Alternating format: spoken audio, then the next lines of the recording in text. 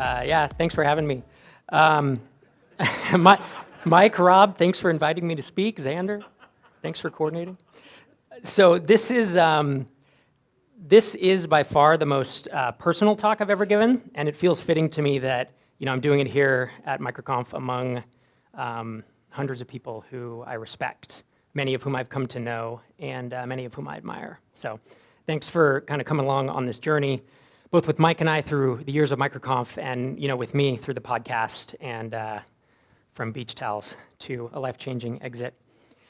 We haven't had as much of it this year, but it's been a little bit of a MicroConf tradition to talk about why we do the things we do.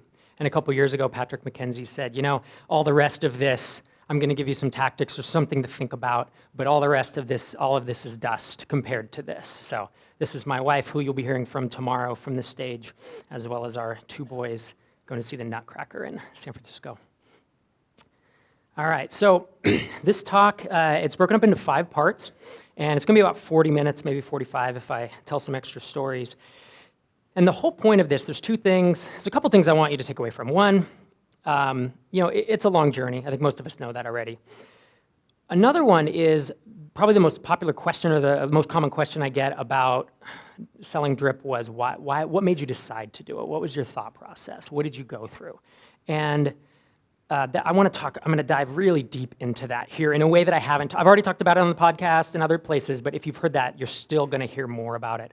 And then the third thing I'm going to talk about is go really in depth as much as I can, given that there's an NDA. I'm going to go in depth to what it looked like from the inside and what it really felt like, including like graphs and charts showing how often we spoke over these months. It's just a pretty fascinating process. And I should make a note here that this was my thought process. Derek and I, along with our spouses, frankly, we kind of made this decision together. And so this is just from my perspective of my motivations, and realizing at a certain point that I had started building products for a certain reason, and I had gone off the rails at one point, and thinking about how can I get back, how can I get off this crazy train? Boom, you like that? That was right off the cuff. I didn't even know. All right, so we're going to start with part 1. We'll walk through some different years, different phases, and then I'm going to dig really, really deep into it in terms of the acquisition and what that actually looked like. So part 1, this is 2005 to 2009. I was transitioning from, there was some salaried work in here, but there's a lot of consulting, okay? And consulting for me was very life-sucking. I just despised it. Didn't like working for other people. Didn't like the lack of freedom. Made really good money for how old I was, 150K, 180K some years. But I really wanted to get into products. I felt like that was the golden ticket. And so during these years, I either acquired or launched products like .NET Invoice, Wedding Toolbox, just a random assortment, apprentice lineman jobs, which is a job board for electricians, and then Just Beach Towels, which is the beach towel reference in the title. And Just Beach Towels was an e-commerce website, and it did a couple grand. It did $0 when I acquired it, and then I learned how to market reasonably well, and it did a couple grand by the time I sold it later on, realizing I don't want to be in physical products, right? This was a big realization, but then I took that knowledge, parlayed it up into my other products. DIY Duck Boat is an interesting one. It was a duck boat plans that you could build. So there was a whole instruction list and a shopping list. So you could go to Home Depot, and why is that so funny? My wife gives me so much shit about this one. And I'm like, so I bought it from a guy who built duck boats. He had testimonials, he had the whole thing, and he's just like, I don't know how to sell this. And it was doing $50 a month, and I bought it from him for a couple hundred, and then I did SEO on it. This is 2007, maybe, and it was doing $500 a month later. And I was like, this is a car payment, dude. Don't mock me for the DIY, the duck boat. You love duck boats. You love to mock me about duck boats.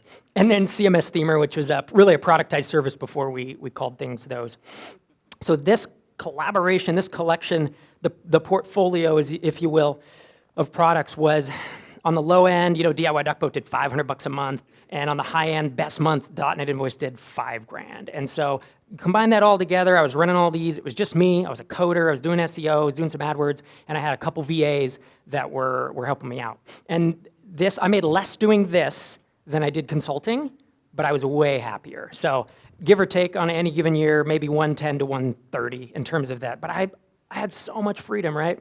And the whole point of me getting into products, why I did that, why would I take a pay cut to go do something else? I was asked that by my friends whose souls were slowly being sucked out of them by their job. And I said, over time, I realized that there were 3 reasons that I had to do products, that I needed to own my destiny, I guess is the way I said it. The first is freedom, second is purpose, and the third is relationships. So I'm going to dive a little bit deeper into each of these.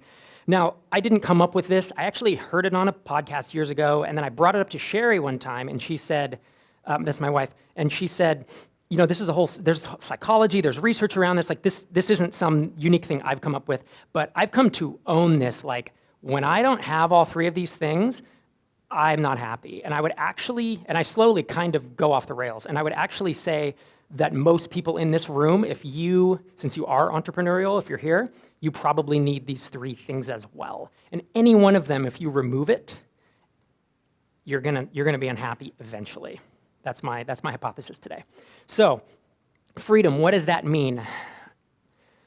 I think for most people in this room, it means It means the ability to choose what you work on, right? You want to work on interesting things. You don't want clients dictating something. You don't want a boss dictating. And the other thing is to be in control of your time, your income, and your mobility. Tim Conley, nod to you. But it's to be in control of can I take a week off? Can I take a month off? Can I work 3 hours a day? Can I work when I want to increase, decrease your income, and to be able to perhaps travel the world if you want, or not. These 3 things are very hard with traditional jobs. They're actually hard with traditional consulting. Even when I was a consultant, I didn't have these. So this was the freedom that I sought, and I think it's the freedom that a lot of us in this room seek as founders or folks who are aspiring to do this. And then the last one is that I learned later. I didn't realize this up front, but not having your life consumed by your business. Because if you're thinking about your business all the time, even if you're traveling the world and doing things that are fun, you don't have the freedom that you won't have the freedom that you want. The next part was purpose. Remember, freedom, purpose, and relationships.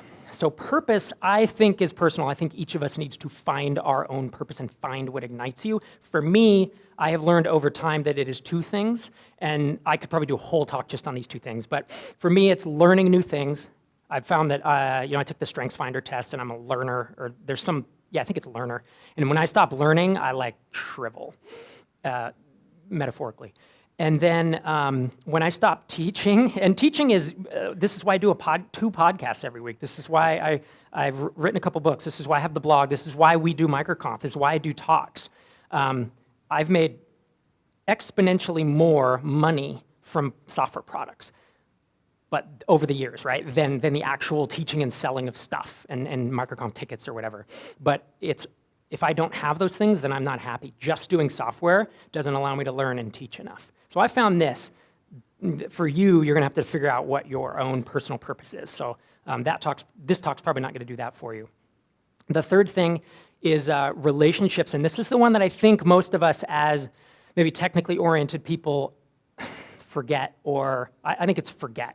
And I forget this for 6 months at a time and suddenly realize, oh yeah, I really have kind of fucked this up. Like, my wife is pissed off at me, or I haven't been with my kids as much as I should have been. This is the one, or your friends, this is the one that I think that we overlook for work and for the, even as bootstrappers, when we have more control of our time, I think we tend to focus it on driving revenue forward or whatever, and relationships tends to be naturally the last thing on a lot of our minds. I think relationships is as important. I think this applies to everyone. I don't think you find your own kind of relationship equilibrium. I think relationships having this kind of value, or the freedom of relationships, means 2 things. One is being able to choose whom you interact with.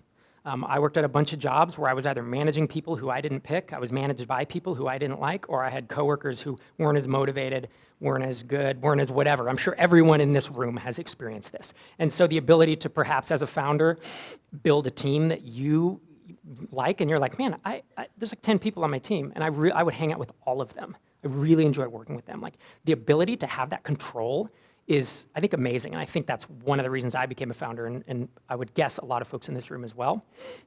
The other part of relationships is having time and headspace. So it's not just time, but it's the headspace, that your business is not sucking the life out of you, or when you're with your kids, you're thinking, oh man, is is the database going to grind up tonight? Or, oh boy, we got a text that the queue is down, or the whatever, or the marketing thing, someone's beating us to the punch, right? So it's time and headspace to be with the people that matter to you. So this is why I got into products, and I would actually guess that it's why even if you've never realized this, I think it's why most of us get into products. So products allowed me to quit consulting. And this was awesome, right? And it was like a dream come true. And again, I was making less money, but the days were just magical, honestly. For like the first couple years, I just pinched myself all the time thinking, so I don't have a boss anymore, and I can just kind of hang around and do stuff. And so I achieved freedom in 2008. 2008, 2009, right as I stopped consulting, I achieved this. I achieved freedom. I achieved the purpose, which was driving my business forward and hanging out with my family. And I had amazing relationships, and I really enjoyed it. So this was a win. But there's a lot of buts in this talk. I go down a road, and then I realize, no, not like that. Not buts like that. I heard you chuckle. So I go down a lot of roads, and then I realize this isn't actually, it either isn't what I wanted, or there's kind of something that comes out of left field and knocks me on my butt. Sorry, that's as good as it gets with me. So this is why I have intermissions, remember, with the videos and stuff? Okay, so what happened is, this would happen to a number of my products, but .NET Invoice revenue in 2008, actual revenue numbers, yeah, you can read that. All right, so we start in May of 2008, and it goes to March of the following year. It's a one-time sale product, right? It's not a SaaS app. So we see 1,500, 1,500, 1,500, swings way up to $5,000 because I did some big deal with a web host, and then you can see October, it drops down and it bottoms out around 500, and then it swings back up. And this was around the financial crisis, but this was a little extreme, but it was also not totally uncommon. And so I had 5, 6 products at any given time, and they were doing this.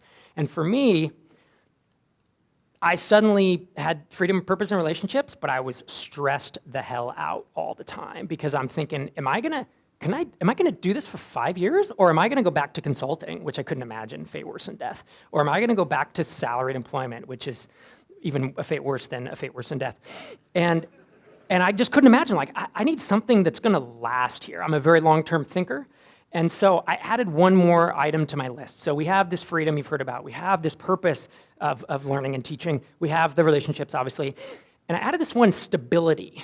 Okay, it's the stability or the longevity, maybe a better way to put it, is like something that's gonna last and I don't have to worry about every day. And I don't have to think about every week of, am I gonna have to, sell the kids to pay the mortgage or something?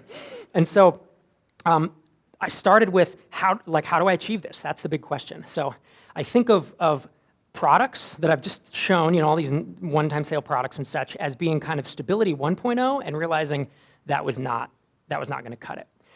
So I was thinking, like, how do I get stability? Keep in mind, this is 2009. And in fact, in 2010, like the cool part of the story is we had our second son, and I took about 8 or 9 months where I worked 8 to 12 hours a week, just because I had these products that were really mostly in autopilot, and they got at organic traffic and such. And now that is time I will never in my life regret the months that I spent with him. You practice to talk and you don't do this, and then you get in front of people. I will never in my life regret the time that I spent with him. Later on, there is time that I will regret, and I'll loop that back. But not spending with him, all right. So this was my dream come true from the time I was 20-something years old, was to be able to have products and be in control of this and have the freedom. But realizing that it could be taken away at any time was frightening to me as someone who wants this stability, right, or wants long-term longevity. And so I realized that what I really needed was, instead of these stupid one-time sales, and again, this is 2009, 2010, I wanted recurring revenue. Okay, so we all know this now, but give me a break. It was 7 years ago. SaaS didn't even exist. It did, but we didn't call it that yet. So recurring revenue was absolutely, I thought, the golden ticket. It was the Holy Grail, and indeed, it was the best thing since sliced bread. And it turns out it was. In 2011, when I went back to work, because I did eventually get bored, I love being with the kid, but eventually you got to do your next thing, right? You got to learn and teach. So in 2011, I went after Stability 2.0. And this is where I said, I need to build, or I need to buy a SaaS app. And I basically took the revenue. So the way I acquired and built all those other apps that I showed you earlier, .NET Invoice, is I had enough money in a bank account from consulting. I had $15,000 that I'd saved up over a year, and I bought .NET Invoice for 11 grand. And then I took that revenue, I grew the business, and then I had another 10 grand, and I bought the next one. And then I had 5 grand, and I bought this. So that was it. There was no trust fund. I came from a working class family. My dad was an electrician. This was just me working and saving money and doing it. Same thing with Hittail. So that was the SaaS app I acquired in 2011. And I have an in-depth talk. In fact, it's one of my favorite talks I've ever given. It was 3 or 4 years ago at MicroConf, and it's called How to 10x in 15 Months. And it's like 51 minutes of just talking about taking it from whatever $1,500 a month in revenue and growing it up. And I go month by month. It's just I've watched it recently and just been like, man, you nailed it on that one. And I tend to be my worst critic, so I don't pat myself on the back very much. So the story was I buy this SaaS app that's doing 20 grand annual revenue, right? So right around 1,500. Paid 30 grand for it. And again, I didn't have a trust fund for the 30 grand. The 30 grand was revenue from .NET Invoice and beach towels. And I'm just building and building and building. And of course, the night I wired the 30 grand, I told Sherry, what the fuck have I done? Like, I've never had that much money in my life, and I just sent it to someone, and I bought this piece of shit app. And she said, but this is what you do. This is what you do. This is who you are. If you weren't doing this, what would you be doing? And I didn't have an answer. So I worked over the next 18 months with a couple contractors, mostly on my own, and got it up to a 300K run rate, which was a life-changing moment for me. Because you think I'm kind of cruising, living in Central Valley of California with my family, which was great. And again, from those products, I was making 110, 120K, which is a great living. We could afford a house and such. And then this was a game changer because this, SaaS, especially when you don't have a lot of, I didn't need a lot of developers because I was just kind of coding it myself.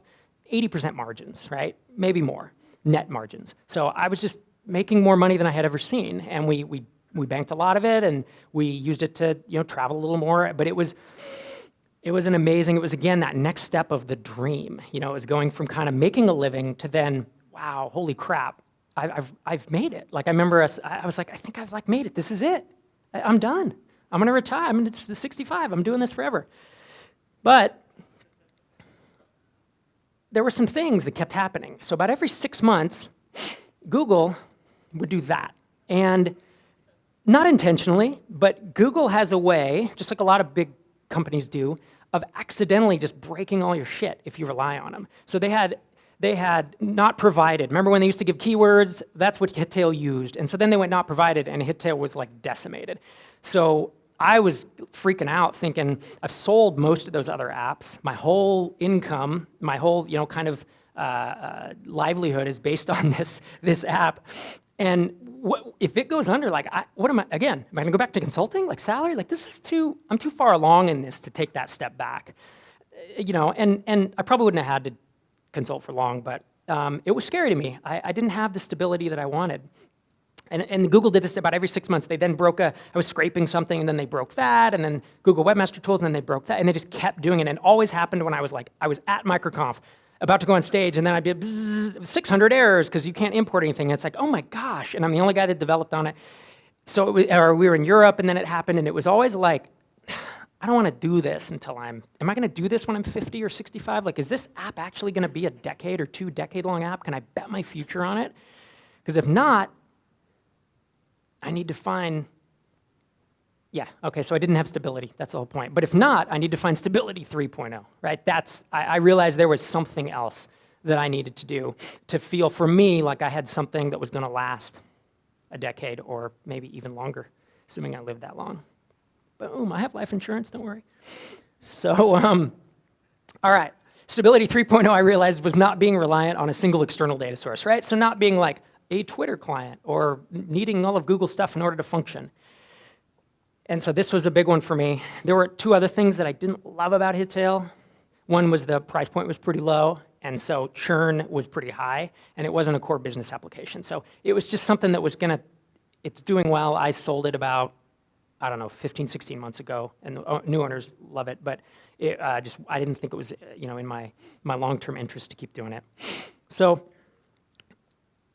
part 2, is the next step after Hittail, okay? And that was, of course, Drip. Derek, who you heard from earlier, he broke ground on code in late 2012, and we launched in 2013. I've talked extensively about the Drip and the process of growing it, finding product market fit and stuff. I'm not going to rehash that here. Suffice to say, for those who haven't heard it, or even just to refresh your memory, 2013 was really the year we launched it. 2014 was the year we found product market fit. All of this is actual revenue. This is online. I've published this in previous talks. But that was the launch, right? So you see the $7,500 was in December of 2013. Yeah, 2013. And then it took us about 7 months to really find product market fit. You can see it dipped down, and we just built part of MailChimp, and nobody wanted it. And then we eventually, by the time we added automation in July of 2014, that's where the 10.8 happens. And we had completely stopped marketing between then, and yet, all the numbers went in the right direction. So that was an amazingly fun adventure. And by fun, I mean it totally sucked, because I'll get to that later. And this is the starting to scale, which is the same. It's just an extension of the graph, right? So you see the 7501 there, and then eventually I can't read it. It's in mid 2015. Yeah, we got up to 45K. So this was the last time I really talked about Hittail revenue, and there's a reason for that, because we started getting inbound acquisition interest, and it just didn't make sense to keep doing it. We also had a bunch of competitors, some of who were stealing our ideas and claiming they were their own. So that didn't quite fly. So I started being a little more tight-lipped about it. All that to say, this looks amazing, right? This is the next dream. This is the dream of every SaaS founder, is to have this amazing growth curve. And yet, this was what Drip net profit looked like, and from June 2013 to March 2015. I'm not going to put a scale on the left. Suffice to say, that red line is 0, so it's all negative. And that is each month, so that's not a cumulative. Each month was negative. And it was negative by thousands or tens of thousands. That's all I will say. I was not dropping 6 figures a month. All of this was subsumed. The reason I had this money was I was just taking all the profit out of Hittail. So taking Hittail profit as Hittail starts to go down, because I'm not working on it anymore. Derek and I are working on Drip, and I'm just bailing money out of one into another. So you can see where this is going. So we finally, we break even just on 1 month. We break even, so it doesn't pay it back, but at least we broke even by, it looks like, March of 2015. Now, what this meant was, in 2014, I had the hardest year of my entrepreneurial career by far, and it was especially the latter half. I had, at the time, again, the most money I had ever seen in my life in a bank account, and it was all basically Hittail revenue and some Drip, and it was $150,000, and I could not believe there was that much money in an account. I did not grow up with that much money, and I was dumping it all, not dumping, but I was pushing it all into Drip. We hired a head of revenue to try to move faster, because it's just such a competitive space, right, to be in marketing automation. And within 60 days, I had a $60,000 or $70,000 tax bill. Some expenses came due that I didn't expect. I forget what the other thing was, but suffice to say, I wrote $120,000 in checks out of that account. Poof. So now I have $30,000 in a bank account that I used to have $150,000, and I essentially had enough money to make payroll for 45 days. And it was myself, it was Derek, and it was 2 engineers that we had just hired. We were 3 months past hiring them. And I realized it was my fault. I made a shitty cash management decision. I messed it up, there's no doubt. But it took 6 or 7 months to recover, because I had no other outs, right? I don't have a parent who I could borrow money from. I actually could really consider borrowing from a 401k, which is very much against who I am. I was trying to figure out if I could borrow against credit cards. I mean, it was just stupid. You just get to a point where you're like, I don't know what I'm gonna do. Am I gonna lay somebody off that my whole community knows? We had this little tight tech community, and it's like, I don't know, man. So, hopefully my mistake can be just a warning to everyone else. But this was the year that I regretted. I talked to you about that I will never regret the time that I spent with my son. This is the 6 months that I deeply regret, because I realized I really didn't have freedom anymore. I had a purpose, that was cool, but I was certainly fucking up my relationships. And around this time, this is when I told my wife, I said, this this is it. I can't do this again. Like, I'm not going to start another one from scratch. I'm assuming we're going to make it out of it. I'm going to figure it out, but I'm done after this. Like, whatever, I don't know what after this means. Maybe I run it till I'm dead and then I really am done. Or maybe I, whatever. Maybe Derek eventually buys me out, or maybe we just have so much cash we hire a CEO, or maybe we get acquired, or maybe whatever it is, I'm not doing another one of these. And my wife, she's very tactful, right? She's a psychologist, has a way with words, and kind of can ease you into things and help you try to see what the deeper meaning in what you're saying. She said, yeah, that's bullshit. Because this is what you do. I don't think it's bullshit. That's unsettled. She still thinks it is. I don't think I'm going to do another one. Okay, so been a little heavy, and I don't like talking straight for 40 minutes. So I have this is a really quick intermission based on normally what I have. So first lesson is don't leave your phone unlocked with your kids in the house. Okay, so I picked up my phone, and all right, there it is. So, yeah, and then there were videos, and there were like 400 of these on my phone, and I'm sitting there like delete, and then finally someone showed me that you can bulk delete, so thank you, Anna. So, and then here's the other one. Do we have volume on video? All right. So this is a short one, but a little joke, and I think maybe this kid takes after me. Listen to this joke here. You're in a concrete room with a saw and a table. What do? I don't know. What do I do? The answer is, you saw the table in half, 2 halves make a hole, climb out the hole. That's it, sorry. Poor kid. He has me as a humor role model. Can you imagine? Yeah, exactly. So anyways, it gets better. Hopefully he'll learn from his mom in long term. Okay, so we did make it past 2014. I did not, completely spontaneously combust, even though I felt like I was going to. So we make it to 2015, and now the profit's starting to come in, right? And so I'm like, all right, we crossed over that barrier, SaaS, we're growing fast. We're growing faster than, the curve I showed you. Like, we started accelerating past there. We introduced workflows. Is that right? Yeah, I think that's, no, that was until 2016, sorry. But automation really picked up, and we were really starting to take a lot of our competitors' customers. And so drip net profit, and again, there's don't be a scale on this, but it's thousands to tens of thousands, like I said. This is what it looked like from March 2015 to for about the next year, April 2016, which is just a few months before the acquisition closed. So anybody who's run a SaaS app in a highly competitive space where you're fast growing and you basically need to hire bodies as soon as you have the revenue in order not to get killed by the competition, or you could slow growth. But anyone who's been in that situation knows that as soon as you have 5 or 10K, you hire another body. And as soon as you have 5 or 10K, you hire that next body just to keep up. Especially if you're scaling an app that requires a lot of queuing, a lot of technology-intensive stuff where the database is falling over every 4 months and you have to redeploy it, and the Amazon instances go from $1,500 to $3,000 to $6,000 a month just to keep the service going. And that's what this curve means. That's why even after hitting profitability, you can see November and February, we're basically breaking even when the line hits the 0 at the bottom. So the line, the x-axis, is a 0. I'm not here to say SaaS apps don't make money, because SaaS apps mint money, right? I mean, if you hit a place where you don't have a ton of competition like we do, you hit a place where you have a hit tail, you hit a place where maybe your growth is a little slower, or even you just have a different scenario than this. You don't have 500 people, 500 other companies coming after you. In our situation, it was this is what it looked like. This is as well as I know how to manage a company and build a product and you market, and this was it.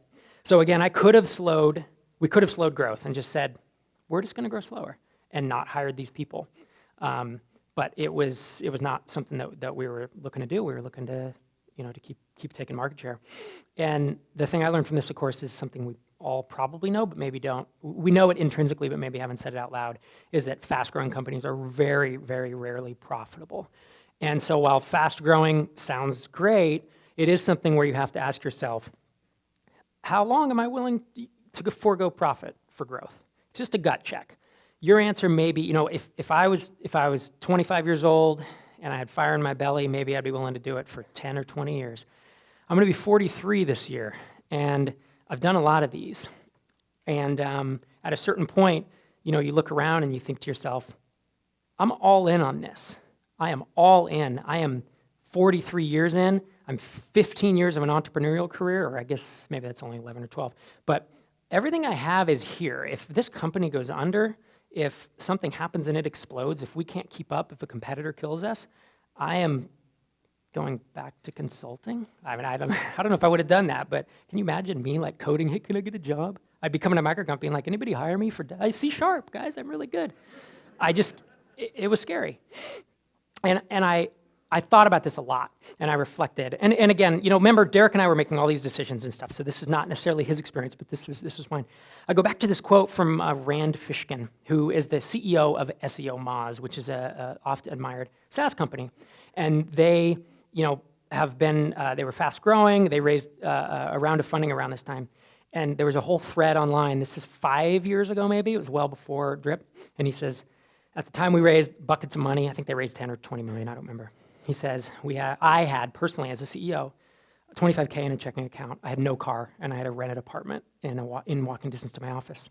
And at this point, they were doing $1 million a month, more than $1 million a month. And there was a whole conversation about, he was like, isn't it supposed to be different? Like, when I watch The Social Network, this is not what happens.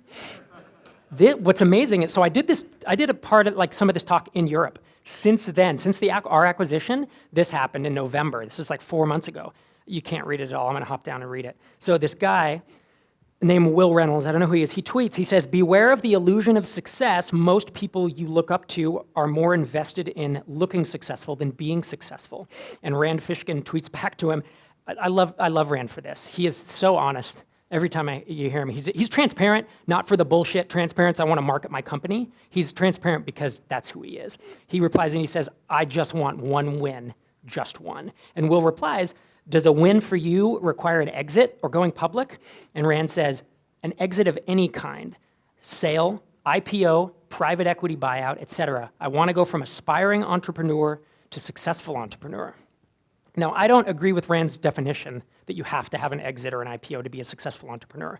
But what I do see in Rand is that it sounds like he's fucking burned out. It sounds like he is just taking punches in the gut. He's been running this business for over 10 years, as far as I know. And to him, I don't know if he still has 25K in his bank account, but I would sure feel like shit if that were my situation. And I had watched this evolve over time, and so in mid-2015, my personal state of affairs is, we've reached profitability for some months. Do I have freedom? And the answer was no. We were hustling. We were busting our asses on this business. I was thinking of it along with Derek day and night. Do I have purpose? I did, because the purpose was to grow the business, and I actually really loved that, and talking to people at MicroConf, getting new customers, all that stuff. Did I have really healthy relationships? No, because I was thinking about my business all the time. And did I have stability? I mean, I had a growing SaaS business, but it isn't the 20-year stability. I kept thinking, am I going to be doing this when I'm even 50, right? I'm 42 at the time. Am I going to be doing this when I'm 50? That's only 8 years out. And it was like, I don't know if I have another 8 years of this pace. It might just kill me. So Derek and I were talking like, all right, what are we doing? We're growing fast. We can keep doing this. We're going to slow growth. We started talking about funding. Are we going to let's raise a small round, do a 250 or 500K? Is that going to fix our stuff? How long will it fix it? And so we evaluated that and we talked it through. And there are pros and cons, especially in our shoes at the time, right? It would definitely have cut down on the monetary stress within the business, because I hadn't paid myself back for all the money that I'd pulled out. And I felt like just never having to put money in again and being able to take investor money would have been easier. Which is almost never the case if you ask someone who's done it. But it was going to delay profitability for years, right? Because if you take the money, then you're taking it at a pretty hefty valuation. We weren't going to value the company at $2 million or something when we're doing 7 figures in revenue. So we're going to take this hefty valuation, and now we're in it for 3, 5, 7 more years. And I feel like by this time, I'm like, I don't know. I don't know if I can do it for 7 more years. I don't know that I can commit to that. So during this, we were evaluating this constantly, every week, every 2 weeks. I'm like, Derek, what do you think about this? What do you think about raising money? I talked to Anna about it. What would this look like? And during this time, 2015, is when acquisitions started coming in. So we had a lot of offers of differing types, right? So I got 2 to 3, maybe 4 emails a month with funding offers. A lot of you in here do that. If you're on anybody's radar, you get the junior junior person at a VC fund. They're just doing lead gen and stuff.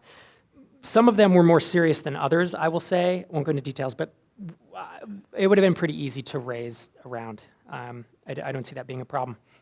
The more interesting thing was we had 5 potential acquirers inbound contact us who all had, actually 4 of them had the money to acquire us at a multiple that made sense, like a startup multiple, not some garage sale.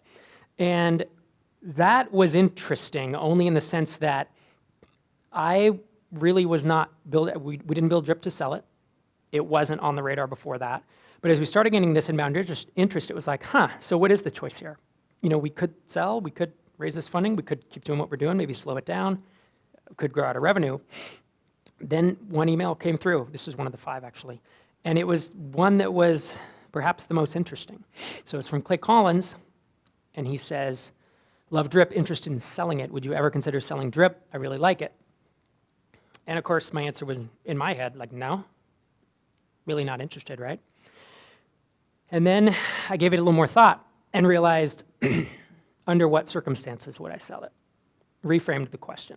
Does everyone have a number, as Natalie said? Does everyone have a number? And it's not just a number, right? There are terms, there are deal breakers. So I started making lists, and the nice part is I took 6 months. I had retreats, I had all this stuff, and I just kept making lists of what would it look like? What are my absolute deal breakers that I will not sell for, and what are the deal breakers that if someone delivered all this stuff that it would work. Again, Derek's list was probably different. We merged them in the end, but this is just, I'm speaking for myself. So I realized that perhaps for me, Stability 4.0 was sunset money is what I'm calling it. So some people call it fuck you money, but that's just not my style. So I don't know, it's just aggressive and I'm not gonna tell anyone to fuck you. But I came up with sunset money when someone asked, someone on a podcast, they said, you sold your company, it wasn't me, they said, you sold your company, do you have enough money to just ride off into the sunset? And the guy said, yeah, I did. And I thought, that's a better way to say it, like sunset money. So I realized, maybe that would make sense. If I could do it and never have to work again, I don't know. I'd think about it if the terms are right. And so, again, as you look back at all these things that I parlayed, so I start, working class family, I made $17 an hour at my first job out of college. And then I programmed, I learned to code and $60 an hour as a developer, and then just bought .NET Invoice, bought the others, bought HitTail, and then those are gone. Take all the money from HitTail, put it into Drip, and in, 2 years by this time, this is Datanize, and we're 10th on that list, right, of market share of marketing automation. And we were 4 people in a damn closet in Fresno, and it's HubSpot, and it's Marketo, and it's Pardot, and it's, look above us, Eloqua, ActiveCampaign, and the SharpSpring, and then it's Drip. And it's like, who are these freaking clowns? Like, these guys even know what they're doing? And so it was really like, we had built something pretty special with a very small team. And so it wasn't exactly something I wanted to be like, yay, if they can offer us, $1 million, we're going to sell, or if they can offer me enough sunset money, I'm going to be done. Because I viewed Drip as a once-in-a-lifetime thing for me. I don't know. I don't know if that's going to happen twice for most people, unless your name is Jason Cohen or Heaton Shaw, but my name's not either of those. So there are always objections to selling, and this is what I started thinking through is, why shouldn't I sell? Why should I sell? Objections to selling that you will hear, especially in maybe our community of bootstrappers, but maybe even for any startup founder, is, my startup is my baby, I can't sell it. And I always think of this like, yeah, that's a negotiating tactic. Like, your startup's not your baby, guys. We all have kids, and trust me, even if they're my kids, you like them more than your startup. I've never felt this way, right? I've had a lot of different apps, and so this wasn't necessarily a deal breaker for me. I've heard this one interesting. We talked about this at dinner last night. Selling is selling out. And this is always said by someone who's never built a business that's worth selling. I've never heard a founder at MicroConf tell me that selling is selling out. It's always some guy, when Mojang sold for $1 billion, right, the Minecraft thing, Notch, this programmer who built this thing, I was just like, mad props, dude, $1 billion, that's insane. And we were at some dinner that night, and like a friend of ours, again, who had never been an entrepreneur, he's like, Notch sold out. And I'm like, what does that even mean? Like, what does that mean? come on, the guy busted his ass for years. Like, so I just don't buy this. I think this is bullshit. What else would I do is another one I've heard. Well, if I sold my company, what else would I do? I hope you have an answer to this, because if you don't have anything else but your company, then you might need to get some consulting from a really good trained psychologist like my wife. No, I mean, you need to have hobbies. Like, what else would I do? Just off the top of my head, this is not your list, but my list is, well, I'm going to run 3 conferences a year, probably write another book. I'm going to do 2 podcasts. Maybe I'll start a 3rd. Maybe I'd travel a little more. Maybe I'll spend more time with my family and kids. That's what else I would do. So the what else would I do thing, I've always thought, like, that sounds like an excuse. So those are the why not to sells. Reasons to sell now, this is the interesting part. We all think, we hear about, Zuckerberg coming in and buying Instagram in a weekend. That never happens, ever, except for that one time. You like that? Never, ever, except for the one time. But the thing is that you will hear countless tales. If you poke into it and actually look at sales, you'll hear a lot of people that ride their company over the top for one reason or another. You'll ride it and it's growing, man. Woo, we're just on over. And then something happens, and it may be maybe you lose your CTO, maybe you have a big outage and you lose people, maybe you hit that plateau, because we all hit a plateau where churn meets your acquisition, and eventually, once you hit the plateau, you're not worth nearly as much. I'm talking multiples less. And it may even move from where you're talking revenue multiples down to like net profit multiples, which is a 10x or a 30x discount. It's insane.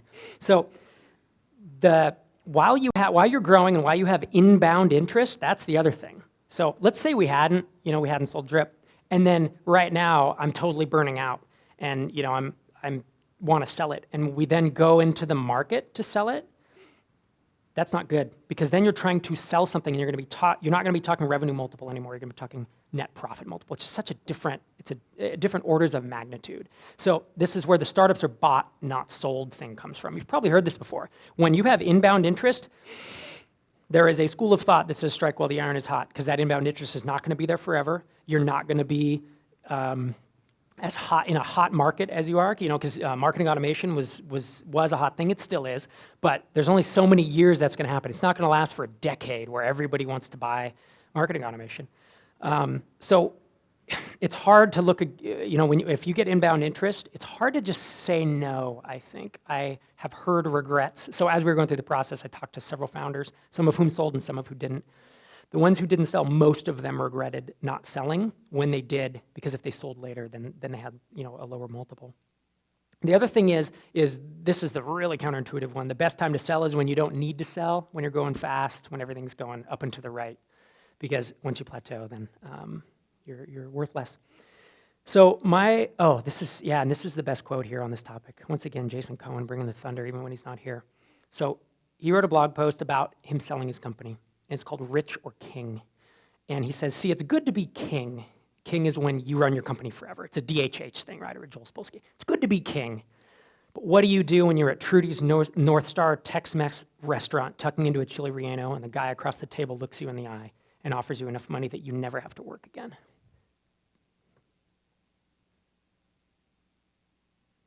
Shit gets real. It's interesting to talk about it in the theoretical and to say selling is selling out. But what do you do when someone looks you in the eye and said, your kid's college paid for, and if you want to give, if given the choice, you never have to work again? And that number, by the way, for different people is totally different, right? Some people in this room might need 10 million and never have to work again. Other people, maybe it's 1 or 2.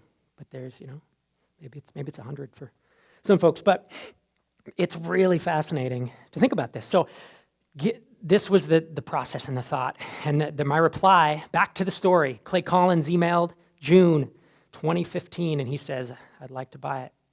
Would you be willing to sell it? And my reply was, after consulting with Derek, of course, I'm flattered that you would consider acquiring Drip. Drip is growing quickly and we're profitable, so selling now would need to make a lot of sense for me. And you were here a couple years ago, so you probably remember how that feels. And it went from there. I'll get into continue the story there. I realized during this time, as I said, I came up with my deal breakers on retreats and other things. And I had 4 deal breakers. One is that since I did genuinely see this as my last one, it had to be sunset money, because I wasn't going to do this again. So I had to be able to, given my current assets and whatever else is going on. I had to be able to kind of compile all this and feel comfortable, given math and retirement, that, yeah, I don't need to work anymore, I did not want anyone to lose their job. The team is just too precious to me. It still is.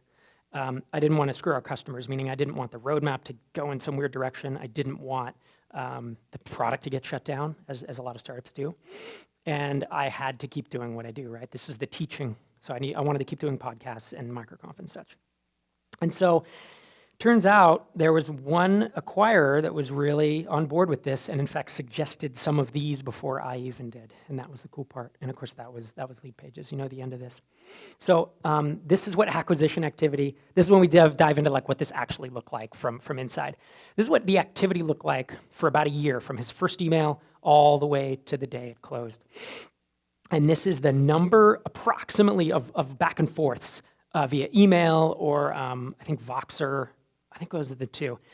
And so you can see Clay made first contact in June of 2015. He sent that email. I replied with the reply you saw, and we kind of went back and forth. And then things kind of drifted. That's actually when they raised their round. They raised I think it was a $28 million B round, and it was to acquire companies. It was right in that month. And so I was like, oh, cool. They're actually serious about this.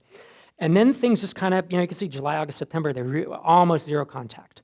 I don't know, I can't speak for what was going on there. I don't know if they were busy, or I don't know if my reply scared them off, right? My reply was kind of like, needs to be worth my while, it was a negotiating thing. I mean, I think there was a lot of that coming from both sides, as there will be in a deal of this size.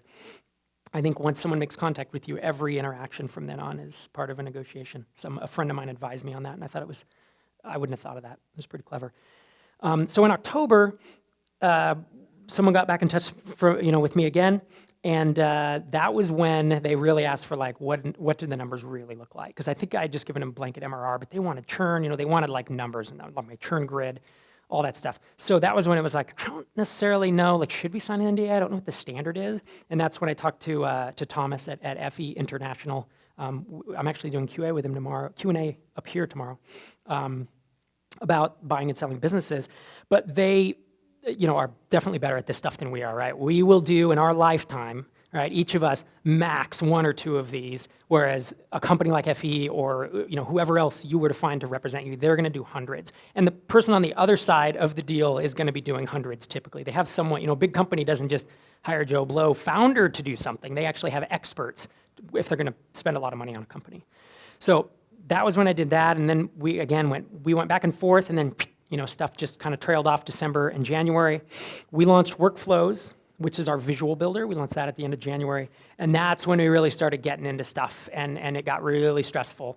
It was at the beginning of the year. And that's when, you see a number on a piece of paper and you're like, Derek and I walked out into a parking lot because we couldn't tell the team, that we were like, even considering this, because you don't want to derail everybody, and you feel guilty because you're keeping a secret from them. But Derek and I walked out in the parking lot, and I'm like shaking. I'm like, I can't even, but it just got real, man. There's like a number on that thing that there's a lot of zeros. And so this was a negotiation back and forth. We couldn't agree on a price, and then we reconnected. So this is it. I'm showing you this. It feels tedious, right? Just on this slide. This was a fucking year of my life. I mean, it was, talk about tedious, and a year of my family's life too. Talk to Sherry about it later on. So then we agreed on a price eventually. We signed a letter of intent, got lawyers involved, and it was about a month or two later that we closed, July 1 of 2016. Incidentally, I'll talk about this a little later, but we started telling the team like 2 weeks before it closed, and I think that was absolutely the right decision, because you just can't distract your team. It's so distracting to be going through this. All right. Last section's coming up. We got to finish this one off, though. You're in a concrete room with a table and a mirror. How do you get out? I don't know. How do I get out? You look into the mirror. You see what you saw. You grab the saw. You saw the table in half. 2 halves make a hole. You climb out the hole. This guy's got swagger. All right. So last section here. So reflections on this, and what's cool is I gave a good chunk of this talk in Europe, but I was like, I think we were 60 days, past the acquisition, 9 months now. So I really have a lot, some thoughts and reflections. So July 1, of 2016. Yes, we were acquired, and we made it public, I think, a week later, because you just got to write press releases and all this stuff, and they announced it. Now, you probably were thinking, July 1 of 2016, this was me, right? Perhaps even this, both Derek and I. But indeed, I was with that same funny kid, I was at a Suzuki cello camp. And with Suzuki cello, you're supposed to, or strings at all, you're supposed to be in with the child as the instructor's doing stuff, and you're kind of working with them. And I like, bzz, phone, and they look at me like, why is your phone supposed to be out there? And I'm like, I got to sign documents, excuse me. And so I run out, and I'm feeling like so ashamed, And I'm like signing this deal size on my damn phone. And it was just the irony of it. I was just like, this is it though, but like relationships, right? Like I was there for the kid didn't know. So it was a fun time. It was a fun time. And that's when, Derek texted me with a screenshot of the bank account where I was like, whoa, all right. Here are a couple takeaways, and then I'll wrap up. If you go through this, it's going to take it takes a long time. You saw from that graph, that is absolutely typical from all the research I did. I listened to audiobooks on this. There's entire podcasts that just interview people who've had real acquisitions like this, not Instagram and TechCrunch and all that crap, but the people who really sell in our space for like a nice, like an actual acquisition. It's going to take a long time. It's going to take longer than you think, and absolutely longer than you want it to, period. So you have to, the one piece of advice I would give you is to run your business as if you are not being acquired. Because if we had suddenly stopped hiring, stopped spending money on ads, done anything different the day that Clay emailed me, we would have had a year of just, I don't know, slow growth. We would have imploded. You just can't do that. You don't know how long it's going to take. So right up until the last minute, it was like maybe 2 weeks before, I was still telling Sherry, I just don't know if this is going to go through. I don't know if this is going to go through. And she's like, we can't do that. We're like moving, dude. We're moving to Minneapolis. So this was a mistake people said that they made pretty commonly in these interviews with folks who had sold their businesses, that they started like trying to hoard cash or not hire or do weird things, and you just can't do it. We hired 2 people within 3 or 4 months before the acquisition closed, and it is what it is. It was a good decision. The last thing I talked about earlier is like, it is so distracting for everyone, but firewall them until the last possible days, and it's tough. And Derek or I, or both of us went and sat down with every member of our team. There were only 8 of us, so we were able to do that. Individually, we went and we said, I'm going to tell you I'm going to tell you something that's going to sound like bad news at the start, but trust me, it's going to be good for all of us.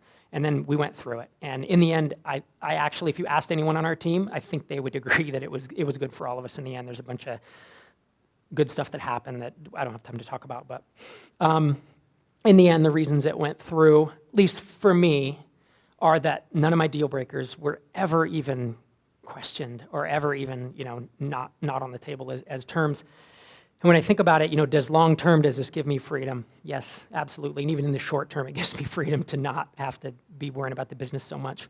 Do I still have the purpose of growing Drip? Yes, because Derek and I and the team everybody's still there, right? We all are still working on the app.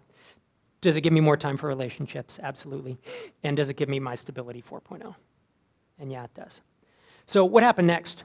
We were all given the choice of, move to Minneapolis or not. Minneapolis is a really cool city, so flash forward a couple months, and this was me walking to work in my Han Solo, almost frozen in carbonite outfit.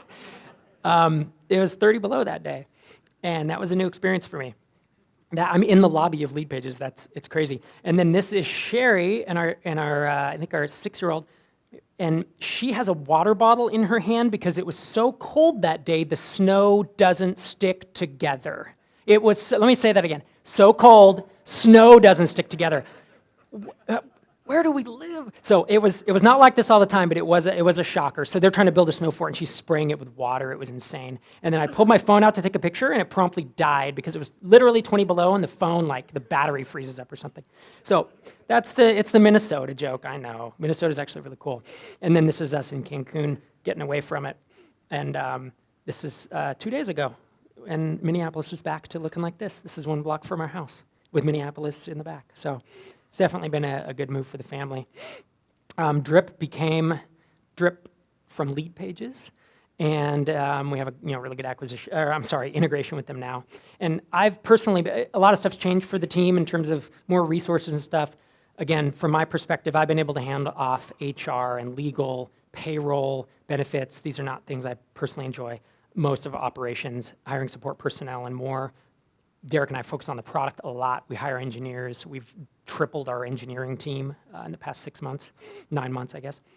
And so far, it genuinely, a bunch of people have asked me before, today, like, does this feel like a win type thing? And so, yeah, it's kind of cool to be able to grow the product with resources of a funded company, but I didn't have to raise the funding. I've handed off most of the work I didn't enjoy, and I've achieved that stability. And I've genuinely, and I'm not just saying this, like there has not been a day since the acquisition closed that I've woken up and thought, man, I really wished I hadn't done that. It hasn't happened. And Derek and I were having beers 2 weeks ago, and I asked him out of the blue, have you ever had any regret? And he said, nope. So it feels good. You have a year to think about something, you agonize over it enough, I think you eventually probably make the choice that's right. So there's some potential drawbacks to selling. Obviously, there's a bunch. Leaving money on the table could be one, right? Because we're still growing. So yeah, if I sold now, we probably would have sold for more because you have more revenue. That's something you got to think about. Working for someone else could be a crappy one. We've actually had a pretty good transition in, and I've really enjoyed working for them. It's a good team, and they've left us relatively autonomous, which has helped a lot. And then obviously you could lose control of your product. This we didn't. We still own the roadmap in general. And obviously, if your identity is tied to your product, if it's the only thing you've ever built and it really is your baby, then maybe it'll be tough for you. So I want to leave you with one thought, and this is the thing. This was a question that I've thought about, and when I've posed this to other founders who have sold, they said, man, that helps me feel so clear about why I made that decision. The question is this. If you had the opportunity for a deal structure that works for you and sunset money, is it worth saying no for a chance at 2 times that amount? Or 3 times? Is it worth the risk? So that's a question. You may say yes, you may say no, but I think you know what my answer is. I'm out of time. Thank you so much for listening.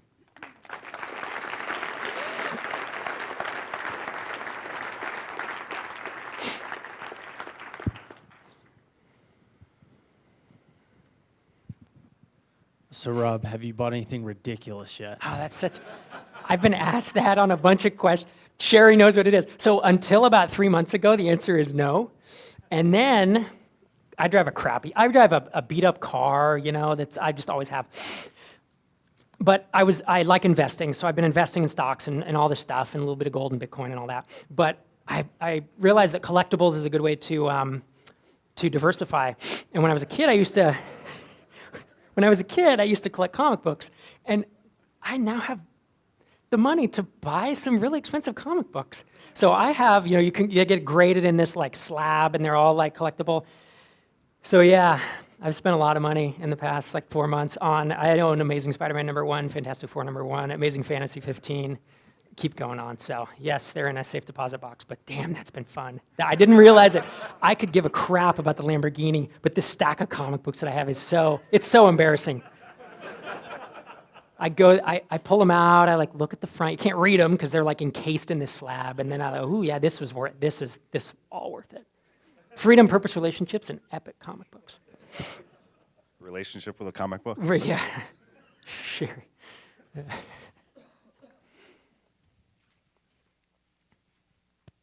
Thanks for that talk and the transparency. It was super insightful. How stable was the revenue? Meaning, if you had decided to milk it, to cut costs, fire everybody that you thought you could get away with, et cetera, extreme, contrary to your values, et cetera. Yeah. How quickly do you think the revenue would have evaporated? And related to that, how could you have gotten anywhere close to that level of payout in profits just by milking it over an extended period of time? What are your thoughts on that? That's a good question. I actually did the analysis, and I talked it through with Ruben one day on a call, Ruben from BidSketch. And we were doing loose math, but we did say exactly that. What if couldn't have been able to fire everybody, but let's say we had, I said, what if we just cut it down to a couple people and did exactly that? Because the revenue was definitely stable, right? I mean, it was just going up and to the right. It's SaaS. It eventually would have trailed off. But by our estimations, it was, and this is going to sound like it's in my favor, but after we did it, we were like, oh, that's pretty interesting. It was 10 years.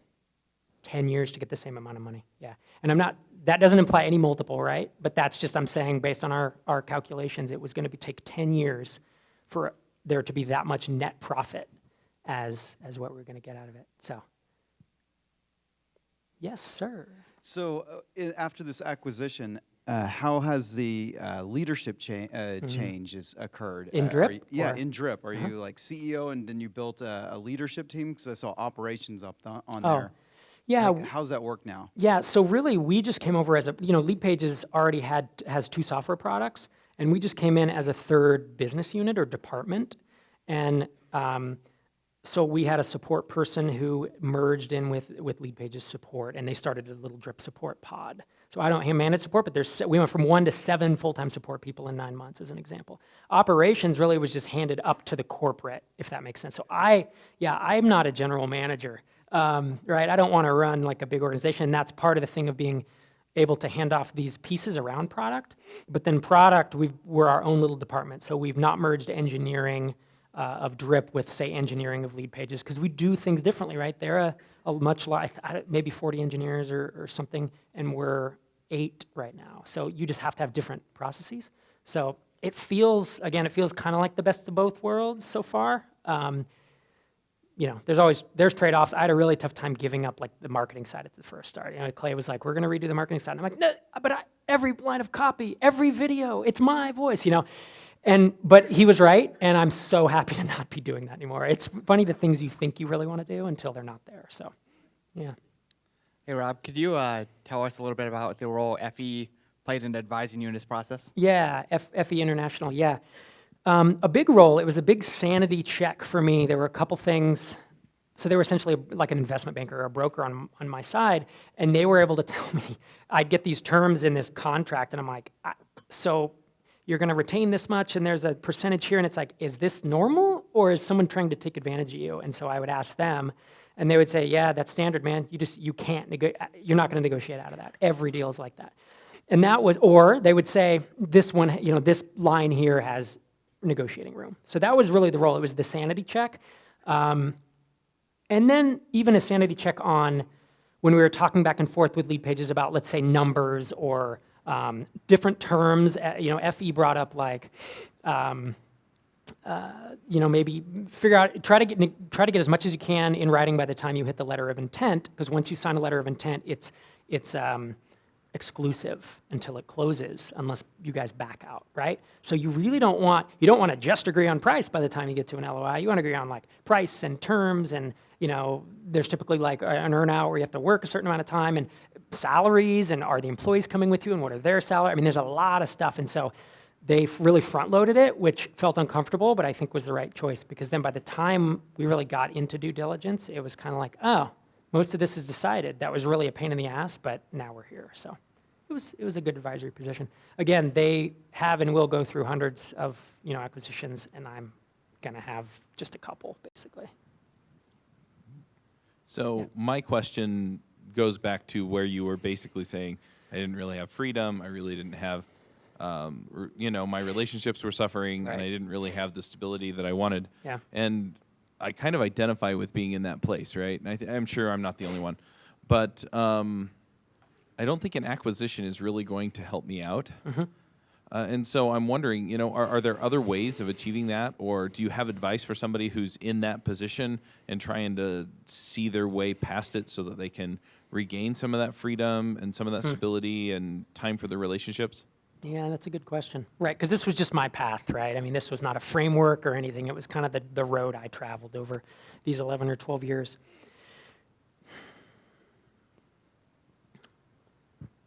I think, I don't know that I have an easy answer for that.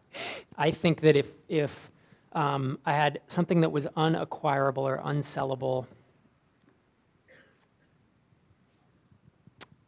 I think that the relationship piece is the one that doesn't necessarily depend on an acquisition. I think it can be more of a state of mind, and that may be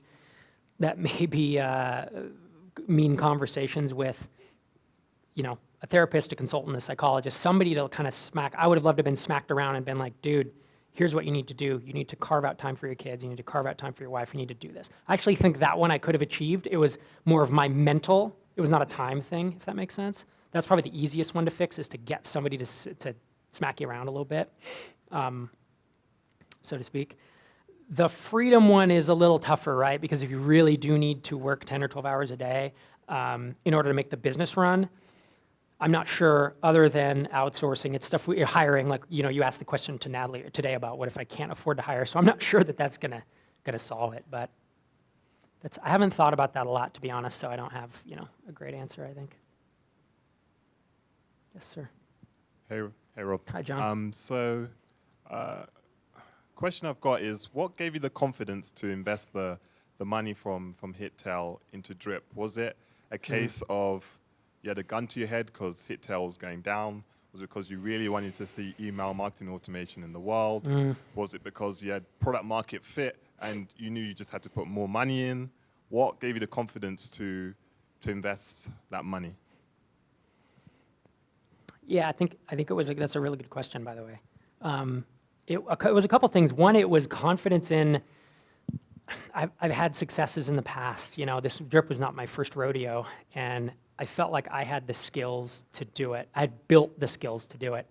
Another is I knew that I had a network and an audience. You know, I had a network of people I could go to say, hey, influencer, or hey, friend, like, I know you have an audience. Like, I knew that I had the pieces to make it work, and I was fairly confident that would happen.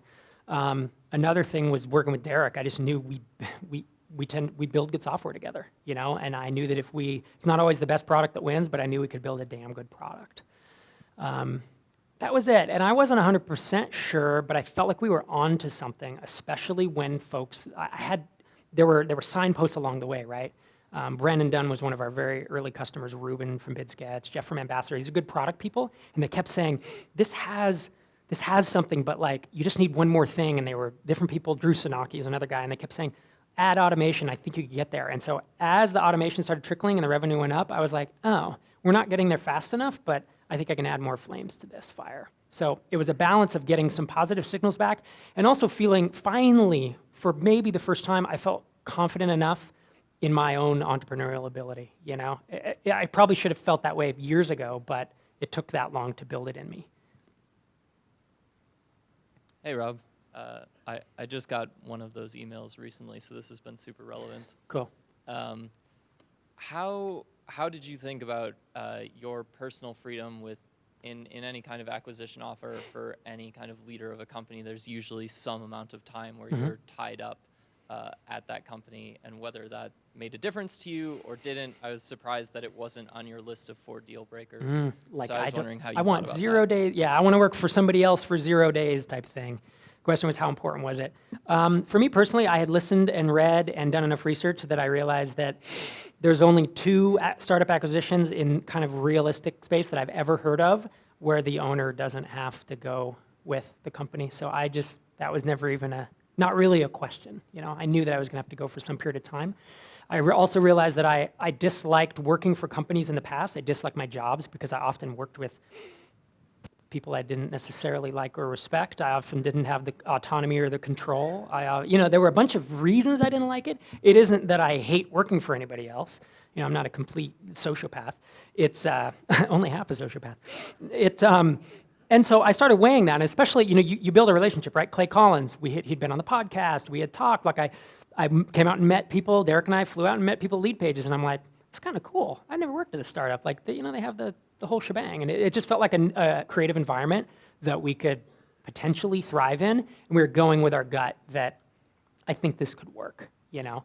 And of course, there's negotiation around all of that. There's duration, and there's, you know, what that looks like, but that wasn't a deal breaker for me. Yeah. And I don't regret it. I don't feel 9 months in like, I've just pissed away 9 months of my life. Like, I don't feel like that at all. I actually feel like I've learned a ton, right? You work with, I consider Lead Pages, and I did before, I used to say this, Lead Pages I think is one of the best in the world at top of funnel marketing. Like, they're amazing SaaS marketers. And so I've been inside that engine for 9 months. Like, tell me that's not kind of a cool tour, you know? I've also seen how they run development and with a big team, and I've just learned a ton about how I think from a much larger company, because they're 170, 180, and I've seen how a pretty efficient, well-funded startup at that scale works, and I've never been exposed to that aside from, you know, Social Network or Silicon Valley or something. Yeah. Hey Rob, so Hey, Alvin. I'm curious, how does your team reacted to that? Like, you know, were they nervous? You know, what kind of questions did they ask you? Yeah, how did the team react was the question. Almost without fail, I said, I'm going to tell you something that is going to sound like bad news, but trust me, it's going to be good for us. Just follow me, you know, give me a few minutes to explain. Almost without fail, everyone was like, oh yeah, I'm in. And we even had, someone was like, are you moving? And I was like, I don't know. And on the spot, it was like, if you're moving, I'm moving. Like we started getting that. We had a small team and we were all very loyal to one another. Like I would back them up when shit hit the fan in terms of customers or, you know, stuff coming. And I felt like they backed us up. You know, they backed me and Derek up. There was one person had been at 2 separate startups that had each been acquired over the past several years, and shit had just gone sideways. And so that was a different story. He's like, that's fine, but I'm sure stuff's gonna, you know, but it was what it was. He's like, I'll hang around and see what happens. And so we're 9 months, and of course he still works with us, you know, or he still works for us. So we definitely handle it with kid gloves though, right? We didn't get everybody in a room and make some big proclamation. This is what's happening. Here's your HR paperwork, people. I mean, it was a lot of time, and I don't regret, you know, spending that time to kind of help everybody, because it's a shock when you hear this, you know, to kind of help everybody get used to it. We'll take one more question after this. Yeah. On an earlier slide, you shared startups are bought. And you also shared that you were approached multiple times. Yep. Did you leave some breadcrumbs or tea leaves? How did these companies, when you're a private company, Yeah. how did they recognize that you were gaining market share? Were there studies showing the market Yeah. leaders? Yep. Why were they coming to you? Good point, or good question. One advantage we have is we had the widget with the powered by drip, and people started seeing it everywhere, right? The little UI pop up. Even without that, we were like I said, number 10 on Datanyze, and people look at that stuff. We got written up in places like VentureBeat, which is like a big VC-backed thing. They chose us. They did a big analysis of all these marketing automation. They chose us as the choice for small business, you know, thing. And it's like this unfunded upstart in Fresno, California. So once that happened, actually, we got a ton of like inbound funding interest. And I don't know if some of these people heard about it there, but you just kind of go, you know, SaaSter, Jason Lemkin, he says, when you hit, because we were doing 7 figures in revenue, right? That's no secret to anybody.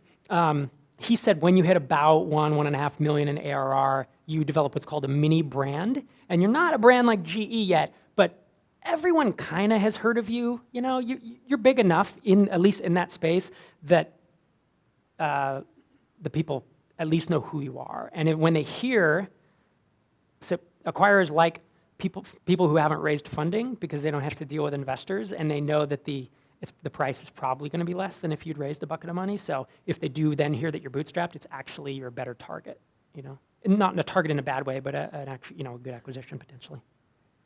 Last one, sir.